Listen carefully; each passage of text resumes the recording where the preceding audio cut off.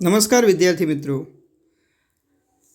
Chapter number 15 જૈવ વિવિધતા અને સંરક્ષણમાં આજનો આપણો ટોપિક છે જૈવ વિવિધતાની નુકસાનીના કારણો.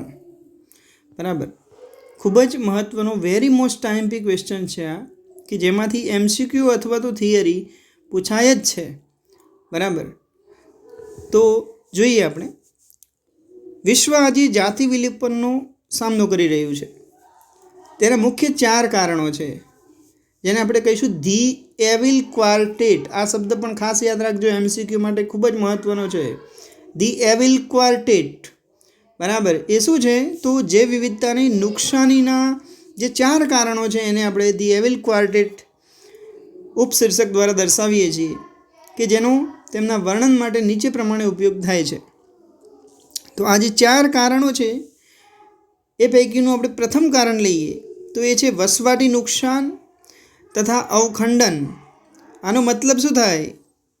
વસવાટ એટલે પ્રાણી કે વનસ્પતિ જ્યાં રહેતું હોય એનું વસવાટનો આપણે નાશ કરી દઈએ તો એને શું કરવું પડશે? વસવાટ માટે બીજી જગ્યાએ નવા વસવાટ શોધવાની જરૂર પડશે, અને એ નવા વસવાટ શોધવામાં જો સફળ થશે તો એ ત્યાં જે છે એ જીવશે, નહીતર એવું પણ બને કે એ લુપ્ત થઈ જાય. તથા અવખંડન, જે આખું મોટું હેબિટાટ હોય, એમનું નિવાસ સ્થાન હોય. ધારો કે આ રીતનું કોઈ નિવાસ સ્થાન છે, બરાબર, અને એ નિવાસ સ્થાનની વચ્ચેથી આ મોટું જંગલ છે એવું આપણે વિચારીએ, અથવા તો પહાડો છે એવું વિચારીએ, અને જો વચ્ચે રસ્તાઓ બનાવી દેવામાં આવે તો શું થાય? એમનું હેબિટાટનું ટુકડા થઈ જાય, એમનું જે નિવાસ સ્થાન છે એ ટુકડાઓમાં વિભાજિત થઈ જાય. અને પરિણામે શું થશે? તો પરિણામે ટુકડાઓ બની જાય છે, એટલે પ્રાણી જ્યારે રસ્તા કે રોડ ક્રોસ કરે છે ત્યારે એક્સિડન્ટ કે અકસ્માત, જેના કારણે એ મૃત્યુ પણ પામતા હોય છે. આ ઉપરાંત પ્રદૂષણનો પણ ભોગ બને છે. તો આ હેબિટાટ ફ્રેગમેન્ટેશન અથવા તો જે નિવાસ સ્થાન છે એનું જ્યારે અવખંડન થાય છે, એના ટુકડા થાય છે, ત્યારે પણ જાતિનો લોપ થઈ જતો હોય છે, વિલોપન થઈ જતું હોય છે. સૌથી મુખ્ય કારણ છે પ્રાણીઓ અને વનસ્પતિના વિલોપનની સૌથી મોટું અને મુખ્ય કારણ વસવાટી નુકસાન તથા અવખંડન છે. MCQમાં આ પ્રશ્ન પૂછાય છે ઘણી વખત. બરાબર, પ્રાણીઓ તથા વનસ્પતિના વિલોપનનું સૌથી મોટું કારણ કયું છે? તો વસવાટી નુકસાન તથા અવખંડન. ઓકે, તો જોઈએ આપણે. વર્ષાવનો, ઉષ્ણકટિબંધના જે વર્ષાવનો છે એ પૃથ્વીની જમીન સપાટીના 14% વધુ વિસ્તારને આવરી લેતા હતા. બરાબર, પરંતુ હાલમાં તે ઘટીને 6% થઈ ગયા છે. વિચારો, 14% જે વર્ષાવનો હતા એ ઘટીને કેટલા થઈ ગયા છે? હાલ 6% જેટલા થઈ ગયા છે. બરાબર, તો તેઓ ઝડપથી નાશ થતા રહે છે. આ પ્રકરણ તમે પૂરું કરશો ત્યાં સુધી તો 1000થી વધુ હેક્ટર્સનો નાશ થઈ જશે. બરાબર, આ પ્રકરણ આપણે સ્ટાર્ટ કરી અને પૂરું કરીશું વાંચવાનું, ત્યાં સુધી 1000થી વધુ હેક્ટર્સ જે છે નાશ પામશે. ઓકે, એના પછી એમેઝોન વર્ષાવનોની પૃથ્વીના ફેફસા તરીકે ઓળખાય છે. પૃથ્વીના ફેફસા તરીકે કોણ ઓળખાય છે? એમેઝોન વર્ષાવનો. અને તેને સોયાબીનની ખેતી માટે, ઢોરના ચારા માટે અને તૃણભૂમિમાં ફેરવી દેવાયું છે. બરાબર, સોયાબીનની ખેતી માટે કરી, ઢોરોના ચારા માટે કરી, અને એ વર્ષાવનો છે એને જે છે તૃણભૂમિમાં એટલે કે ઘાસ ભૂમિમાં એને ફેરવી દેવામાં આવ્યું છે. બરાબર, આપણે ત્રીજું કારણ જોઈએ તો સંપૂર્ણ વસવાટ નાબૂદી થાય છે. વસવાટનું નુકસાન તો થાય છે, એની સાથે સાથે જો પ્રદૂષણ પણ થાય તો પ્રદૂષણને કારણે ઘણા વસવાટો અવનતીકરણ પામ્યા છે અને ઘણી જાતિઓના અસ્તિત્વ માટે ભયરૂપ એ બન્યા છે. બરાબર,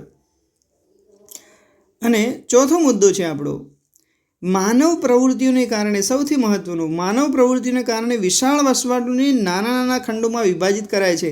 અત્યારે આપણે સમજાયું કે આવો મોટો વિશાળ વિસ્તાર છે પણ માનવ વસ્તુની જે છે પ્રવૃત્તિઓને કારણે એ વસવાટ જે છે નાના નાના ખંડોમાં વહેંચાઈ જાય છે, બરાબર.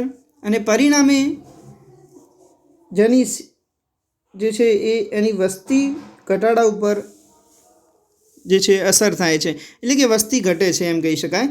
વિશાળ પ્રદેશની ત્યારે આપણે જાણીએ છીએ કે સસ્તન અને પક્ષી છે તો એમના માટે વિશાળ પ્રદેશની જરૂર ઊભી થાય છે, પણ આવા નાના નાના ખંડો થવાને કારણે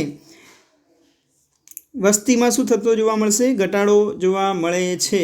ઓકે, તો આ જ બાબતોને આપણે અહીંયા જોઈએ તો પહેલું કારણ છે એને આ 4 મુદ્દાઓ આપણે શોર્ટમાં જોઈએ તો પહેલો મુદ્દો શું હતો કે જે વર્ષાવનોની વાત કરી આપણે. વર્ષાવનો કે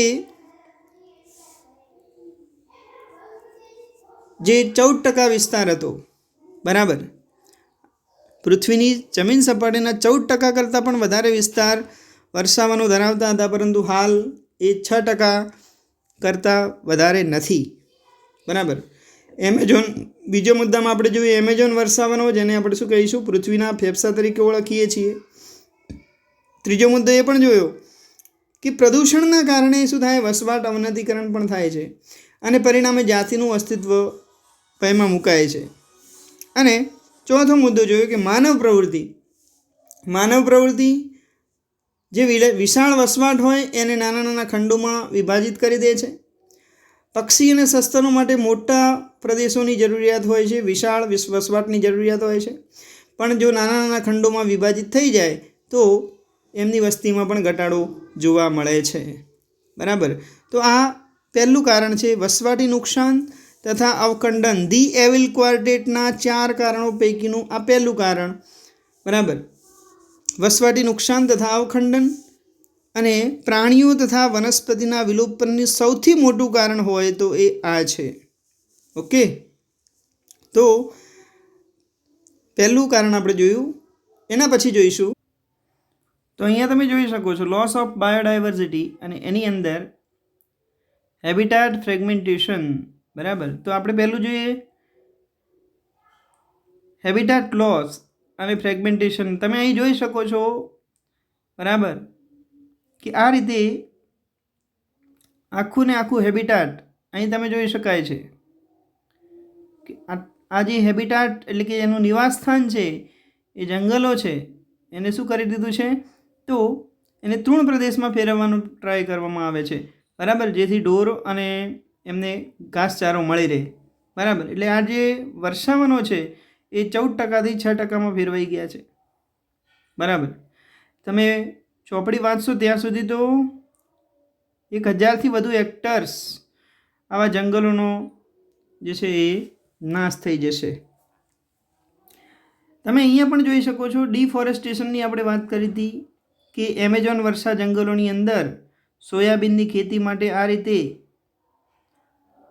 જે છે સોયાબીનની જે ખેતી થાય છે, બરાબર, અને એ સોયાબીનની ખેતી માટે કાપીને એકદમ સાફ કરી દેવામાં આવે છે, બરાબર.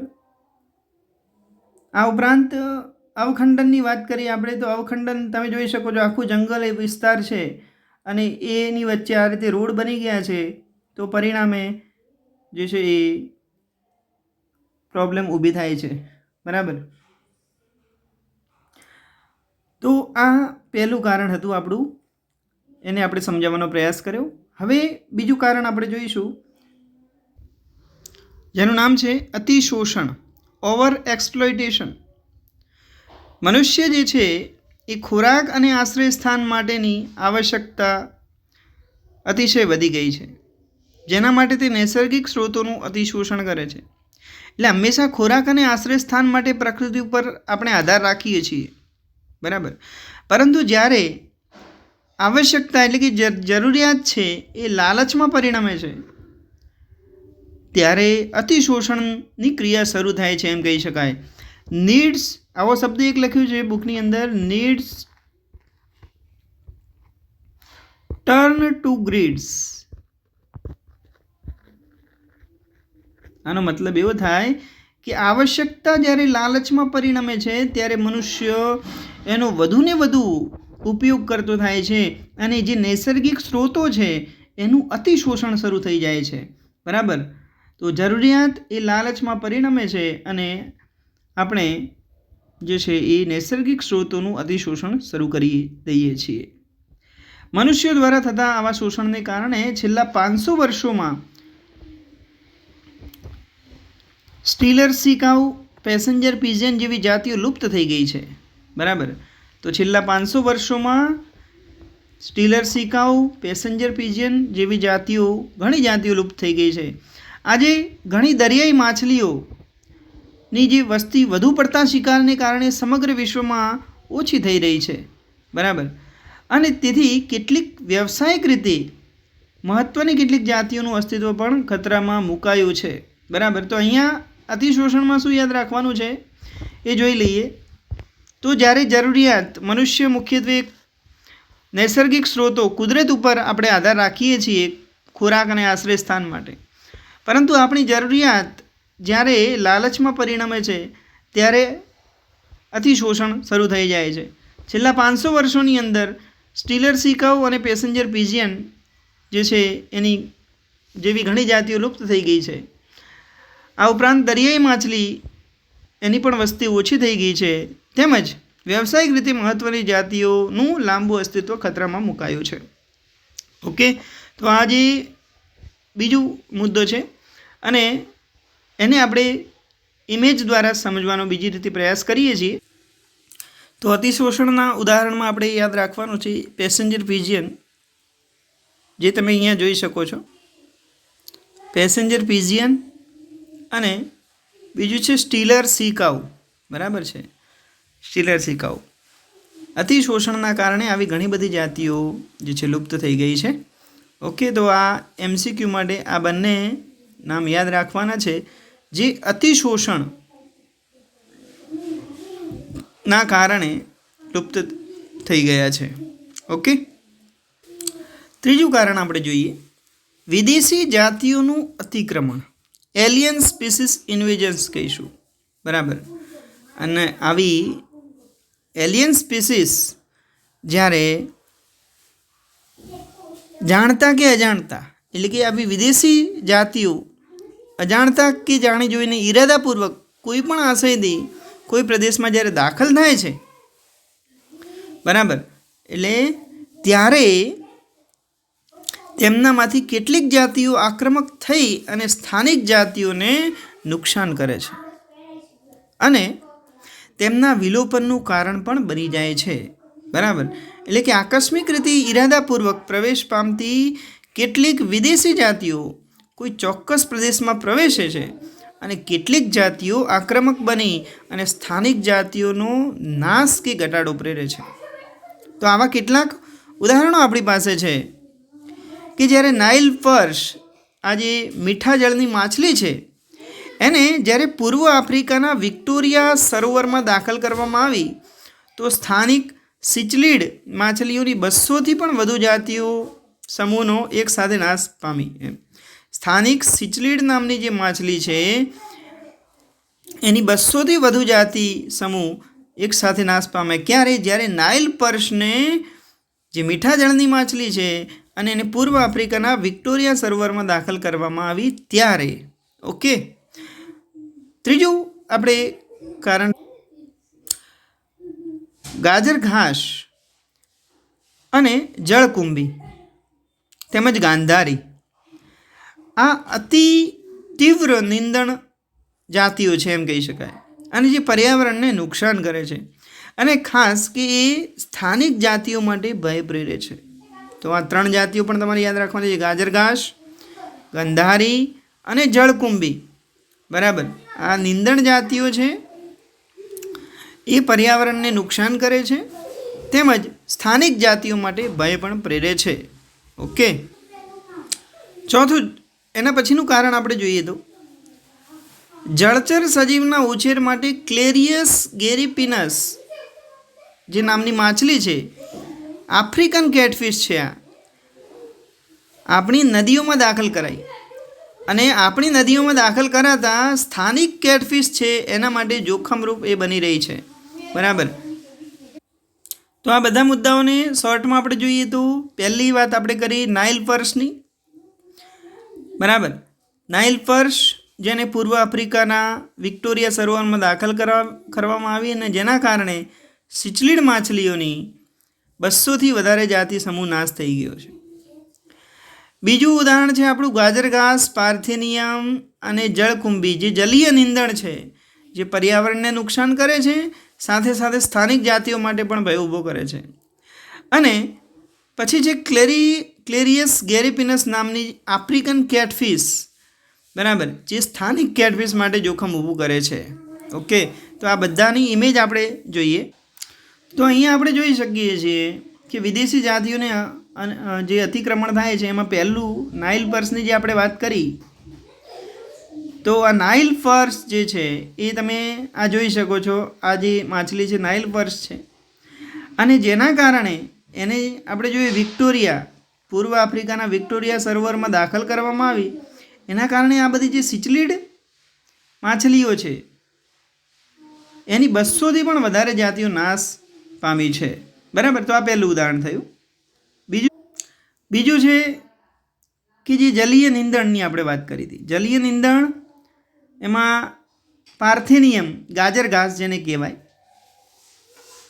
લાન્ટાનાની આપણે વાત કરી, ગંધારી જેને કહેવાય, અને વોટર હાયસિન્થ એટલે કે જળકુંભી, આઇકોર્નિયા પણ જેને આપણે કહીએ છીએ, એની જે સ્થાનિક જાતિઓ છે એનો નાશ કર્યો છે, બરાબર. તો અહીંયા ગાજર ઘાસ તમે જોઈ શકો છો, આ જે લાન્ટાના અથવા ગાંધારી છે, અને આ જે વનસ્પતિ છે એ છે જળકુંભી. ઓકે, તો આ બીજું ઉદાહરણ થયું એનું. આ ઇમેજ આપણને બતાવે છે કઈ રીતે આવી વિદેશી જાતિઓ એન્ટર થાય છે, બરાબર. વિદેશી જાતિ આવી રીતે એન્ટર થાય છે અને આ જે સ્થાનિક જાતિઓ ગભરાઈ જાય છે. આ એક ઉદાહરણ પણ આપણને સારી રીતે સમજાવે છે કે કઈ રીતે વિદેશી જાતિઓના આક્રમણથી જે સ્થાનિક જાતિઓ છે એનો ઘટાડો થઈ જાય છે અથવા તો નાશ થાય છે, બરાબર. એના પછીની વાત કરીએ તો એવિલ ક્વાર્ટેટ પૈકીનું ચોથું કારણ, જે વિવિધતાના નુકસાનનું છેલ્લું કારણ જોઈએ તો સહવિલોપન કે સહલુપ્તતા. તો જ્યારે કોઈ એક જાતિ લુપ્ત થાય છે ત્યારે તેની સાથે સંકળાયેલ વનસ્પતિ અને પ્રાણી જાતો પણ ફરજિયાતપણે લુપ્ત થઈ જાય છે, બરાબર. જ્યારે યજમાન માછલીની જાતિ લુપ્ત થાય ત્યારે તેના પરોપજીવીનું જૂથ પણ નાશ પામે છે, બરાબર. એટલે જે માછલી હોય એના ઉપર વસતા જે પરોપજીવી છે, તો માછલી નાશ પામશે તો એના ઉપર વસતા પરોપજીવી પણ નાશ પામશે, બરાબર. એ જ રીતે આપણે જોઈએ તો વનસ્પતિમાં પરાગવાહકની સહઉપકારિતામાં એક જાતિનું વિલોપન અન્ય જાતિનો નાશ કરે છે, બરાબર. એટલે કે વનસ્પતિ પરાગવાહક આપણે જાણીએ છીએ એની સહઉપકારિતાના સહવિકાસનો કિસ્સો, એટલે કે વનસ્પતિ અને એનું પરાગવાહક એકબીજા સાથે સંકળાયેલા હોય તો જો વનસ્પતિ નાશ પામશે તો જે પરાગવાહક છે એ જે વનસ્પતિમાંથી ખોરાક મેળવે છે એ ખોરાક એને નહીં મળે તો એ પરાગવાહક પણ સાથે સાથે નાશ પામી જશે. એટલે કે સહવિલોપન થાય, સહલુપ્ત થઈ જાય છે, બરાબર. તો એક જાતિ લુપ્ત થાય એની સાથે સંકળાયેલી વનસ્પતિ કે પ્રાણી જાતિ પણ ફરજિયાતપણે લુપ્ત થઈ જાય છે.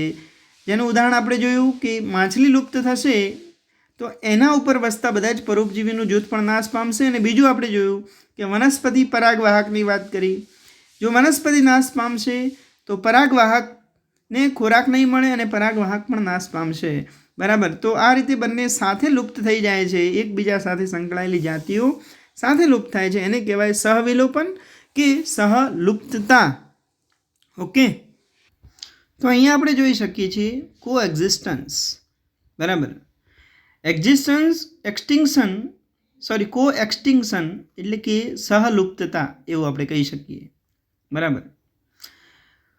તો પરોપજીવી અને યજમાન, જો યજમાન લુપ્ત થાય તો પરોપજીવી પણ સાથે સાથે લુપ્ત થઈ જાય, બરાબર.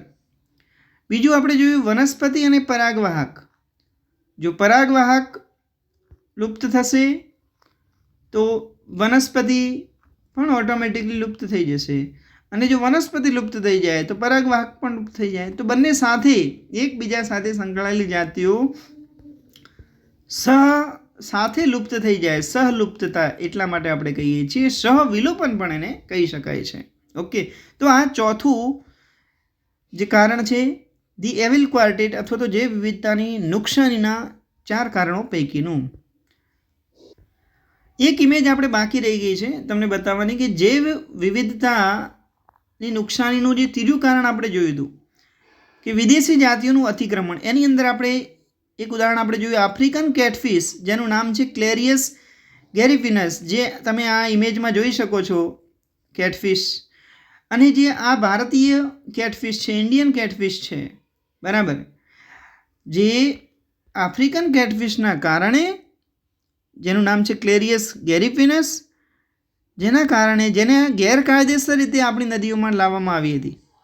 અને એના કારણે હાલમાં આપણી જે સ્થાનિક કેટફિશ છે, ભારતીય જે કેટફિશ છે, એ માછલીઓ માટે ખૂબ મોટું જોખમ ઊભું થયું છે આના કારણે. તો આ એક ઇમેજ બાકી રહી ગઈ હતી બતાવવાની. ઓકે, તો આ રીતે આપણે જૈવ વિવિધતાની નુકસાનીના જે કારણો છે ધ એવિલ ક્વાર્ટેટ, એની આપણે ચર્ચા કરી. 4 મુખ્ય કારણોની અંદર વાત કરીએ. પહેલું છે વસવાટી નુકસાન અને તેના અવખંડનની આપણે વાત કરીએ છીએ, બરાબર. બીજું છે અતિશોષણ, ત્રીજું વિદેશી જાતિઓનું આક્રમણ, અને ચોથું સહલુપ્તતા કે સહવિલોપન એવું કહેવાય, બરાબર. તો આપણે આજે દરેક કારણને ઇમેજ સાથે જોવાનો પણ પ્રયાસ કર્યો છે. હવે આ 4 કારણો છે, એમાંથી 2 કારણો નાના છે, 2 કારણો મોટા પણ છે. પહેલું અને ત્રીજું કારણ જે છે એ મોટા છે, જ્યારે બીજું અને ચોથું કારણ નાના છે. તો બીજું અને ચોથું કારણ 2 માર્ક્સમાં પણ પૂછી શકાય છે, 2 માર્ક્સમાં પૂછી શકાય છે. મોટા જે બંને કારણો છે 3 માર્ક્સમાં પણ પરીક્ષામાં પૂછી શકાય છે. અને કોઈ પણ 3 કારણો એ 4 માર્ક્સની થિયરી તરીકે પણ પૂછી શકાય છે. પ્લસ આ જે બધા ઉદાહરણો આપણે જોયા એ ઉદાહરણો MCQ માટે પણ ખૂબ ઉપયોગી છે. એટલે આ ચેપ્ટરની ખૂબ જ મહત્ત્વની થિયરી, વેરી મોસ્ટ ટાઈમ બે થિયરી પણ આપણે એને કહી શકીએ, બરાબર. તો આ થિયરી ખાસ બરાબર તૈયાર કરજો. આપણે ઇમેજ સાથે એને સમજાવવાનો પ્રયાસ કર્યો છે જેથી તમને વધુ યાદ રહે. ઓકે, તો આજે આપણે આટલું રાખીએ છીએ. જો વિડીયો તમને ગમ્યો હોય તો લાઈક જરૂર કરજો. ચેનલના સબસ્ક્રાઇબ બટન પર હજી ક્લિક ન કર્યું હોય તો સબસ્ક્રાઇબ બટન ક્લિક કરી અને બાજુમાં રહેલા બેલ બટનને દબાવજો, જેથી નવા વિડીયોની અપડેટ્સ મળતી રહેશે. તેમજ તમારા મિત્રો સાથે પણ એને શેર કરજો. આવજો મિત્રો.